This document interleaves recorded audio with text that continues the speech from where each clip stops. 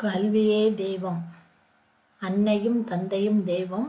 இதை அறிந்திடல் வேண்டும் நீயும். அன்னைன்னா அம்மா, தந்தை அப்பா.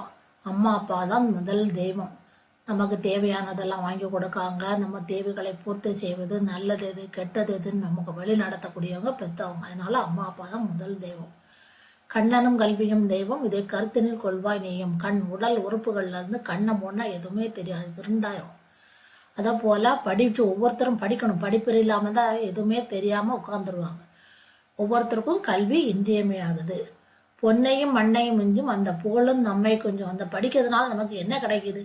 பொண்ணு நகை நட்டெல்லாம் வச்சுருப்பாங்களா, அவளோட பெரிய பெரிய வீடு வச்சுருப்பாங்களா, அதை விடக்கும் மேலானது மிஞ்சுனா மிகுதியானது.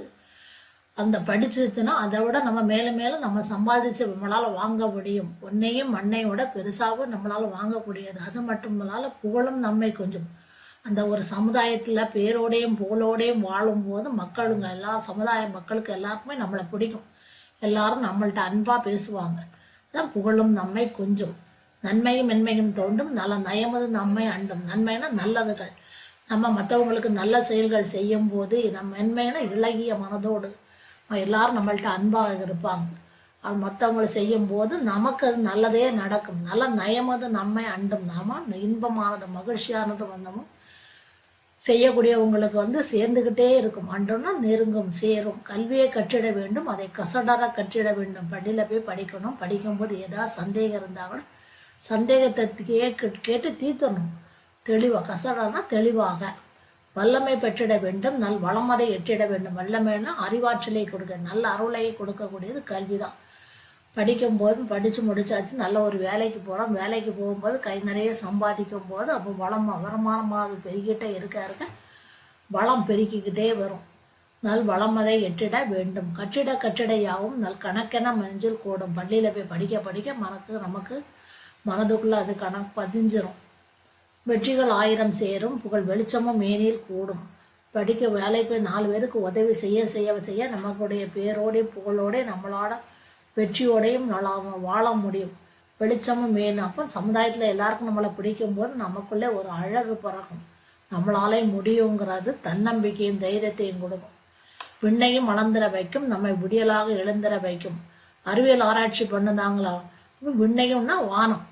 வானத்தில் போய் ஆராய்ச்சி பண்ணக்கூடிய அளவுக்கு கூட நம்மளால் தைரியத்தை கொடுப்பது கல்வி தான். நம்ம விடியலாக எழுந்திர செய்யும். விடியலாம் இருள் நீங்கி ஒளியோடு வாழ செய்வது, துன்பங்களெல்லாம் நீங்கி மகிழ்ச்சியான வாழ்க்கையை வாழ வைக்கிறது கல்வி தான். திண்மையும் வசப்பட வைக்கும், மனது தெளிவினை தெளித்திட வைக்கும். திண்மைனா வல்லமை. எல்லாத்துலேயுமே நமக்கு தைரியமாக நம்மளாலே முடியுங்கிற தைரியத்தை கொடுப்பது கல்வியே. மனதில் தெளிவினை செலுத்திட வைக்கும், தெளிவான சிந்தனையை குடிப்பது. நல்லது எது கெட்டது எது சிந்திச்சு செயல்படும். இதை செய்தால் நல்லா இருக்கும் அப்படி நம்ம தெளிவான சிந்தனையோடு செய்யப்படும் போது தொட்டதெல்லாம் தூங்கி செழிப்பான வாழ்க்கையில் அடுத்த நிலைமைக்கு பயணப்பட்டுக்கிட்டே இருப்பது. தெளிவான சிந்தனையை கொடுப்பது கல்வி தான். அன்னையும் தந்தையும் தெய்வம். இதை அறிந்திட வேண்டும் நீயும். கண்ணனும் கல்வியும் தெய்வம். இதை கருத்தினில் கொள்வாய் நீயும். பொன்னையும் மண்ணையும் மிஞ்சும், அந்த புகழும் நம்மை கொஞ்சம்.